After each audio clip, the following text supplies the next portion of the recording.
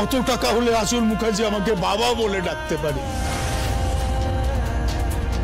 আর কত টাকা হলে আঁচল মুখার্জি তার ভাইকে বুকে জড়িয়ে নিতে পারে? কত টাকা হলে আঁচল মুখার্জি স্বাভাবিক হতে পারে? আর কত টাকা হলে আঁচল মুখার্জি তার ভাইয়ের বউটাকে অ্যাকসেপ্ট করতে পারে? একবার বলে তা কত টাকা? অ্যাকসেপ্ট করতে গেলে উল্টো দিকের পরিবারেরও টাকা থাকা দরকার।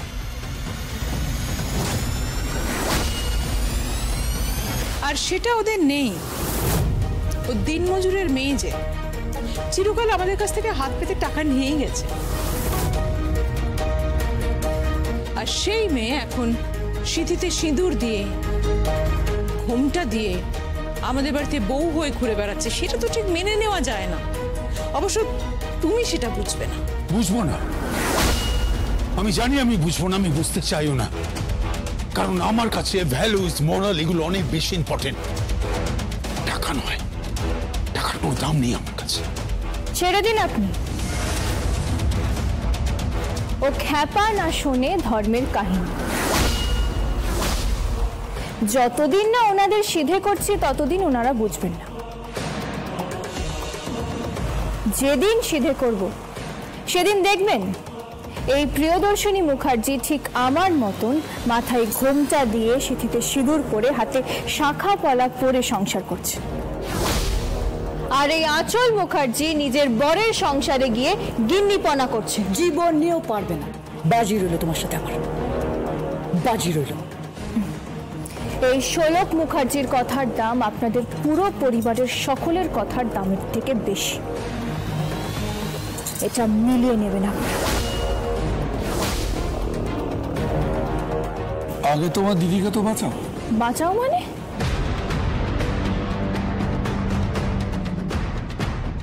তোমার দিদির বিয়ে তুমি নিশ্চয়ই জানো। এই নিমন্ত্রণ কার্ড ছাপানোর দায়িত্বটা আবার আমার উপর পড়েছে। জমিনাটা সবাইকে খাওয়ানো হবে, ঢালাও আয়োজনের ব্যবস্থা করা হয়েছে। এখান থেকে স্পেশাল নিমন্ত্রণ পাবে একজন, তুমি।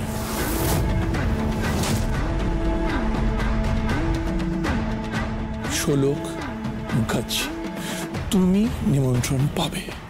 আগে বিয়ে তো হবেই শকুনি মামা, তবে কার সাথে বিয়ে হবে সেটাই দেখার বিষয়। দেখবেন শেষে রজ্জুতে না সর্পভ্রম হয়। অবশ্য তাতে কোনো অসুবিধে নেই, কিন্তু সর্পে যদি রজ্জুভ্রম হয় তখন কিন্তু ছোবলের আশঙ্কা আছে।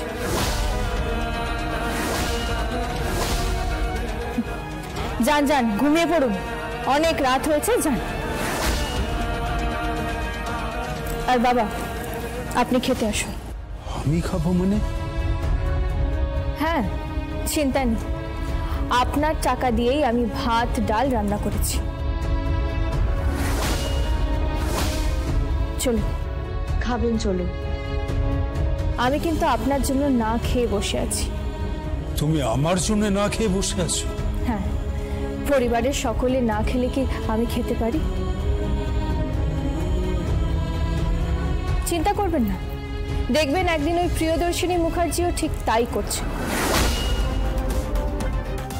আপনি না খেলে উনি দাঁতে কুটোটিও কাটছেন না। হেই, আমি বললাম, আমার কথাটা মিলিয়ে নেবেন। আসুন।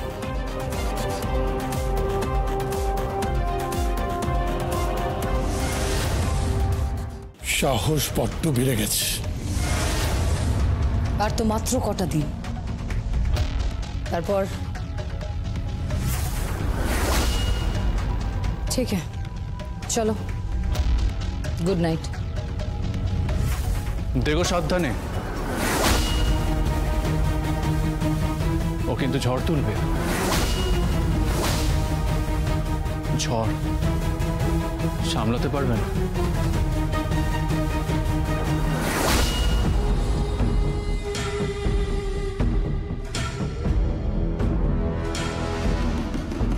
আষাঢ়ের তর্জন গর্জনের সার, বুঝেছি।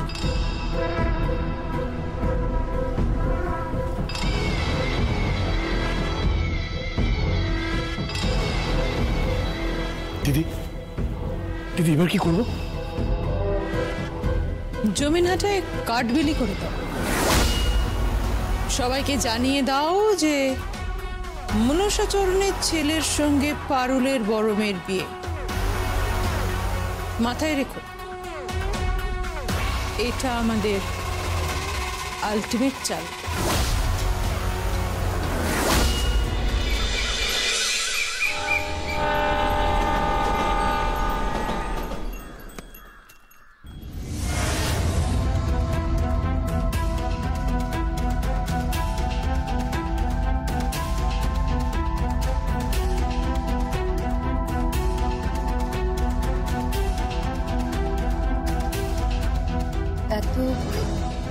এত দামি গয়না? এগুলো খুব দামি গয়না। তাও তো সব কিছুই নয়, আরো আছে। এ তো শুধু গলার, এরপর কানের, হাতের, কোমরের, টিকলি সব পাঠিয়ে দেবো। একদম গয়নায় সাজিয়ে দেবো তোমার মেয়েকে। নিজে দাঁড়িয়ে থেকে ধুমধাম করে ওর বিয়ে দেবো। তবে হ্যাঁ, তার আগে ওর আশীর্বাদটা করে ফেলো। হ্যাঁ, ওর বিয়ে ধুমধাম করেই হবে। জমিনাটার সবাই খেতে আসবে ওর বিয়ে, আর জমিনাটার সবাই দেখবেও যে একটা মজুরকে তার মালকিন কিন্তু উপেক্ষা করে। মজুর মানে? আপনি তো বললেন ও মেম সাহেব, ও নাকি শাড়ি কোম্পানির মালিক, আবার এখন বলছেন মজুর। হ্যাঁ, এ তো পুরো উল্টো পুরাণ। হ্যাঁ, আজকে তো আপনাদের পুরো সুর পাল্টে গেছে। নিজেদের রূপ দেখাচ্ছেন নাকি আপনারা? একদম চুপ করো তুমি। দিন শেষে এখনো না হাত পেতে মজুরি নাও, তাই মুখটা বন্ধ রাখো। এই মনসাবাবু কোথায়? মনসাবাবু! এই তো আরে নাড়ু, আয় আয় আয়। আপনাদের আশীর্বাদে আমি তো এখানেই আছি। নাড়ু, এই আপনাদের জামাই।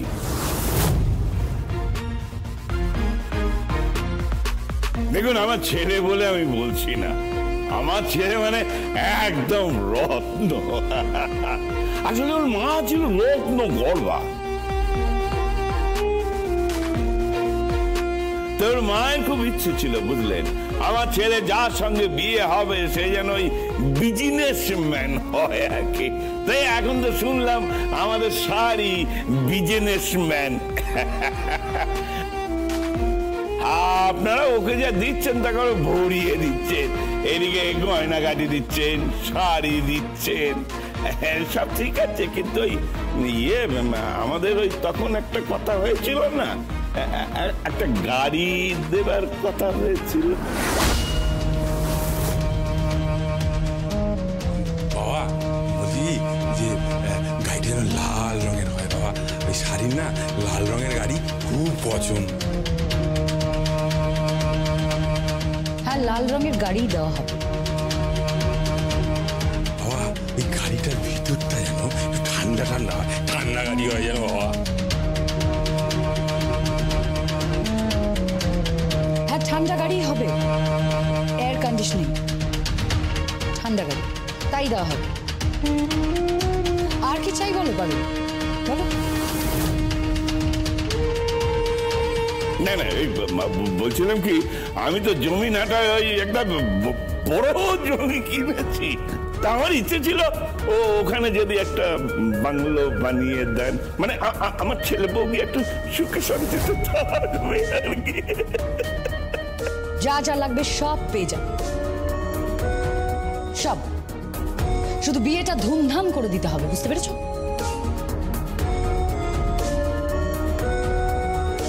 এখানে হাট বসেছে নাকি?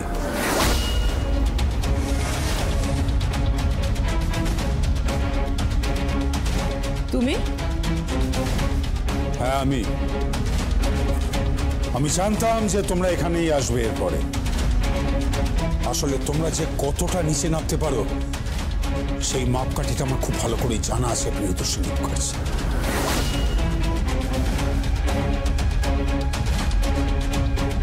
প্লিজ ড্যাড, এখানে গ্রামের সবাই রয়েছে, মমের এখানে আলাদা একটা পজিশন আছে, প্লিজ এখানে এমন কোনো কথা বলো না। থাক, তুমি আমাকে অ্যাডভাইস দিতে শোনো। তোমার মমের পজিশন টাকা দিয়ে তোমার মম এখান থেকে কেনবার চেষ্টা করছে। এখানকার একটা লোক তোমার মমকে শ্রদ্ধা করে না, ভালোবাসে না, প্রত্যেকটা লোক তাকে ঘৃণা করে। আদিত্য, হ্যাঁ হ্যাঁ, চিৎকার করো, চিৎকার করো, যত পারো চিৎকার করো। তা পারুল দেবী, আপনি তো সম্পর্কে আমাদের কুটুম হন, তাই না? আপনার মেয়েকে তো আমার ছেলে বিয়ে করেছে, সে তো সংসার করছে। আপনি আপনার নিজের মেয়ের বিয়ে নিজে দিতে পারবেন না? আপনার এতটা অবস্থা খারাপ যে এদের কাছ থেকে গাড়ি নিতে হবে, বাড়ি নিতে হবে, সোনার গয়না নিতে হবে, টাকা নিতে হবে। প্লিজ ড্যাড, চুপ করে যাও না। যাই হোক, আপনি এর মধ্যে ঢুকছেন কেন? না না, ওনাকে বলতে দিন, উনি বোধহয় সত্যি কথা বলতে এসেছেন। হ্যাঁ, আপনি বলুন না, বলুন কি বলবেন। কি আর বলবো, কিছু বলার নেই। শুধু আপনাকে বলি পারুল দেবী, যে ক্ষমতা থাকে যদি, তাহলে নিজের টাকায় নিজের মেয়ের বিয়ে দিন। এতগুলো টাকা খরচা করে এই মহাজনের সন্তান এই বাঁদরটাকে ঘরে নিয়ে আসবেন। বাবা, বাঁদর বলছে বাবা। আপনি ওকে বাঁদর বললেন কেন? বেশ করেছে, বড় লোকের পোষা বাঁদর হবে না, ডুগডুগি বাজাবে আর নাচবে। হ্যাঁ, খুব বিয়ে করার শখ হয়েছে। আর এতই যদি বিয়ে করার শখ হয়, তাহলে এই বাড়িতে মণ্ডপ থেকে কেন মেয়েটাকে ছেড়ে চলে গিয়েছিলে? কেন বলো, কেন তার পরনের শাড়িটা খুলে নিয়েছিলে? একবারও মনে হয়নি যে এই লজ্জা সারা পৃথিবীর নারীর লজ্জা? একবারও মনে হয়নি যে এটা থেকে দুঃশাসনের লজ্জা পাবে? আমাকে এসব কথা বলছেন কেন?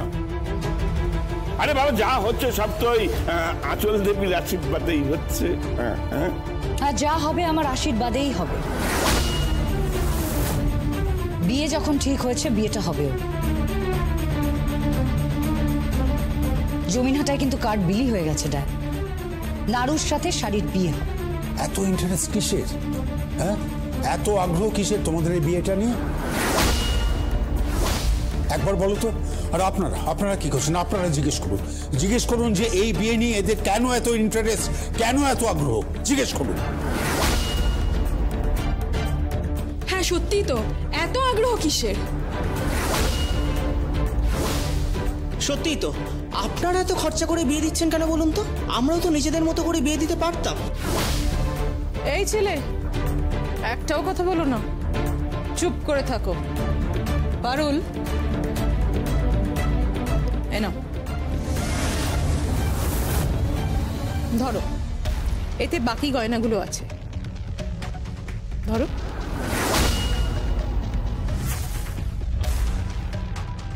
এতে আরো অনেক গয়না আছে, মেয়েকে সুন্দর করে সাজিও। আর যা যা প্রমিস করা হয়েছে সব পেয়ে যাবে। মেয়ের আইবুড়ো ভাত হোক, এই আঁচল এখন তো আবার মেহেন্দির চল হয়েছে না, মেয়েরা মেহেন্দি পড়তে খুব ভালোবাসে। মেহেন্দি করাও, হই হই হোক, নাচ গান হোক, ধুমধাম করে মেয়ের বিয়ে দিও, কেমন? আর মনুষ্য বাবু, বিয়ের পর শাড়িকে যেন আর শহরে না দেখে।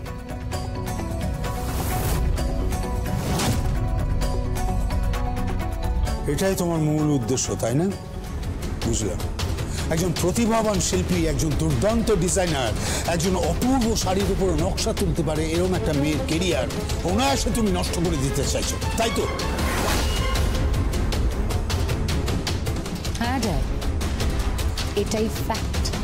তবে শেষ করছি, অনেক টাকায় কিনে নিচ্ছি, বাট সেটা তুমি বুঝবে না ড্যাড। মম, চলো মামাজি যাই। আর মনসা বাবু, আপনি এদিকটা সামনে নিন, বাকি আমরা দেখে নিচ্ছি।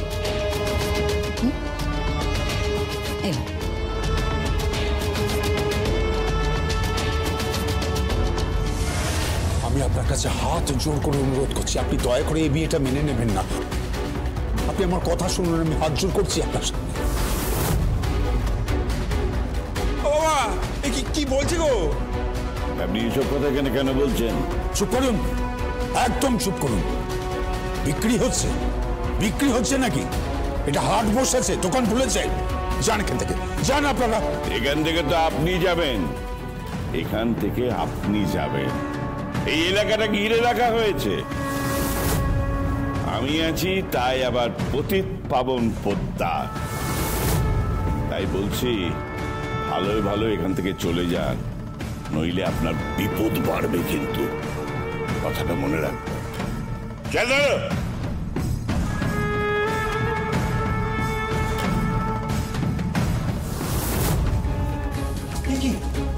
আপনি এখানে? দোহাই আপনার, আপনি এখান থেকে চলে যান। আপনি এখানে থাকবেন না। বাইরে আমি কিছু লোকজনদের দেখলাম, তাদের চোখ মুখ একদম ভালো নয়। আমি তাদের চিনি, তারা এখানকার না স্থানীয় গুন্ডা, জানেন তো। আপনার একা থাকা এখানে বিপদ হতে পারে। চলে যান আপনি। অর্ণব, সৌম্যজিৎ। হ্যাঁ, কি? যা ওনাকে এগিয়ে দিয়ে। চলুন। আপনি গাড়ি এনেছেন তো? না, আমি গাড়ি আনিনি। তবে কিভাবে যাবেন? আমি স্টেশনে যাব, আর সেখান থেকে ট্রেনে করে বাড়ি ফিরব। আপনি ট্রেনে করে যাবেন? চার 7 মহলা বাড়ি, এত দামি দামি বড় বড় গাড়ি, সে আমাদের মতো ট্রেনে করে যাবে? হ্যাঁ, সে আপনি বুঝবেন। তবে একটা কথা আমি আপনাকে জানিয়ে দিয়ে গেলাম, শাড়ির বিয়ে ওই মরকটটার সঙ্গে আমি কিছুতেই হতে দেব না, কিছুতেই না।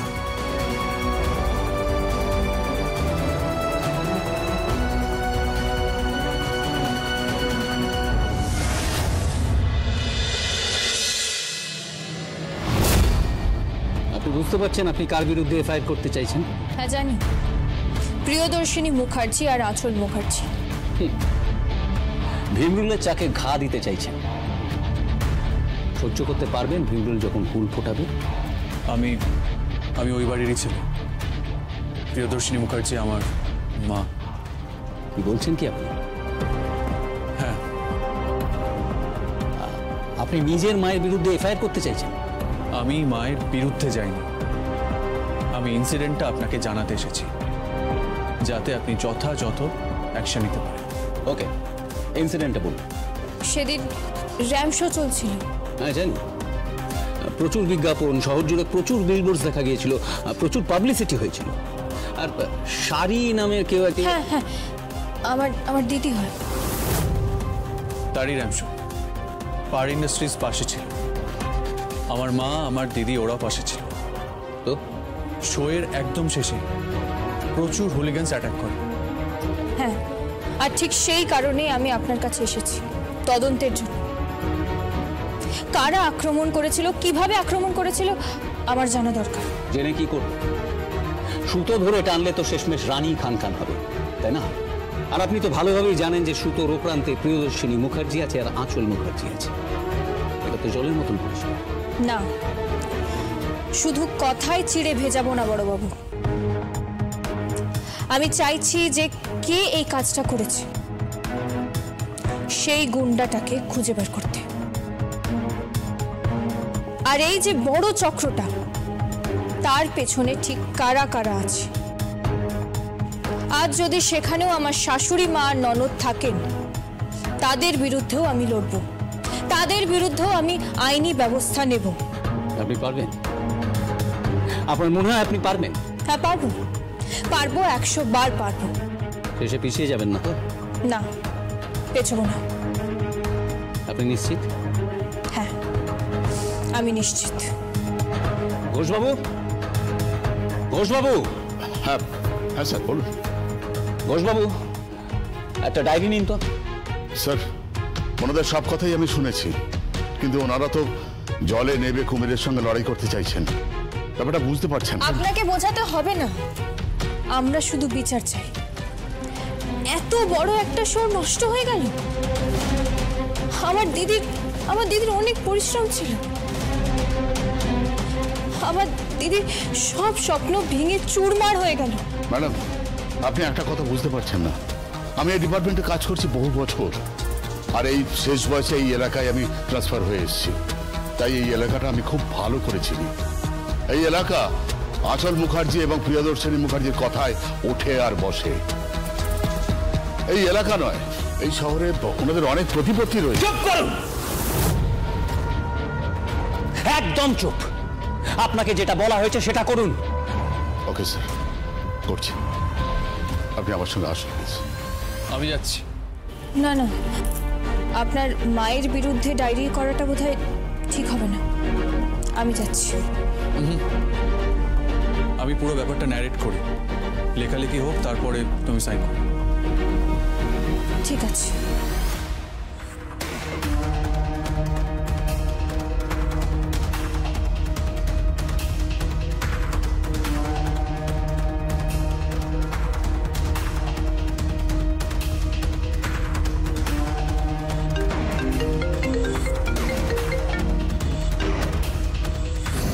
হ্যালো, লোকাল থানা থেকে বলছি, অভিমন্যু রায় চৌধুরী। হ্যাঁ বলুন। হঠাৎ লোকাল থানা থেকে ফোন করছেন কেন? আপনার বিরুদ্ধে একটা ডায়েরি হয়েছে। আপনাদের একটা ফ্যাশন শো হয়েছিল বোধহয়, ওই র্যাম্প ট্যাম্প কি সব আপনারা বলেন না। দেখুন, আমি অত রসিক মানুষ নেই, তাই অত বুঝি না। ওই মডেলসরা হেঁটে চলে যায়। হ্যাঁ তো, সেখানে একটা গুন্ডা বাহিনী ভাঙচুর করেছিল, তাই তো? কিছু হুলিগানস ওখানে ঢুকে ভাঙচুর করেছিল। এসব কে বলেছে আপনাকে? ডায়েরি হয়েছে। কে ডায়েরি করেছে? শোলক মুখার্জি। ওরা থানায় পৌঁছে গেছে? হ্যাঁ, পৌঁছে গেছে, আমার সামনেই আছে। বড়বাবু বলুন। আপনি কোনো ডায়েরি নেবেন না। যা বলছে বলুক, আপনি কোনো ডায়েরি নেবেন না। আমি আপনার সাথে এসে কথা বলছি। ওকে? মাফ করবেন, অভিমন্যু রায় চৌধুরী যখন পুলিশের পোশাকটা পরেছিল তখন তার বাবা বলেছিল যে পুরাণের অভিমন্যু সে চক্রব্যূহতে ঢুকে পড়েছিল, কিন্তু সে চক্রব্যূহ থেকে বেরোনোর কৌশলটা জানত না। কিন্তু এই অভিমন্যু চক্রব্যূহ থেকে বেরোনোর কৌশলটা জানে। সুতরাং সেটেলমেন্টে আসবেন না ম্যাডাম। এই চক্রব্যূহতে আমি ঢুকে পড়েছি, আর এই চক্রব্যূহতে আপনিও আছেন। আর একটা নতুন নাম সংযোজিত হয়েছে, শোলক মুখার্জি।